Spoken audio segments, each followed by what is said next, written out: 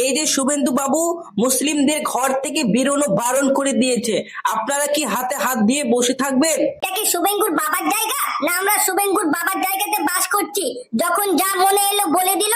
ওকে আমি বলে দিচ্ছি, আমাদের দিকে যদি ঢিল ছুড়ে আমরাও কিন্তু ধূসর ছুড়বো। শুভেন্দু পোদ্দার না ভোদ্দার, ওকে হুঁশিয়ার হতে বলে দিন, মুসলমানের উপর থেকে চোখ তুলতে বলে দিন, নইলে কিন্তু ওর বেরোনো ওর সমস্যা অনেক কিছু হয়ে যাবে। আমরা কিন্তু হাতে চুরি পরে কখনোই বসে থাকবো না। ও মুসলমানকে ঘরে বন্দি করে রাখতে চাইছে, আর আমরা ঘরে বসে থাকবো? অতটা কলেজে নিয়ে আমরা বসে নেই, তার চাম আমরাও তুলতে জানি। ল্যাংটা দাদার কথাগুলো আপনারা অবশ্যই শুনতে পেলেন এবং সবাই প্রত্যাহার করলেন। এর থেকে আমরা জানতে পারছি যে মুসলমানরা হাতে চুরি পরে বসে নেই। শুভেন্দুর ঘ্যাও ঘ্যাও করলে মুসলমানরাও সিংহের মতো ঘ্যাও ঘ্যাও করবে। শুভেন্দুকে বলতে চাই, ওর যদি অতই ক্ষমতা আসুক না আমাদের মুর্শিদাবাদ ডিস্ট্রিক্টে, তার পায়ের তালাটা ছুটিয়ে নিবে।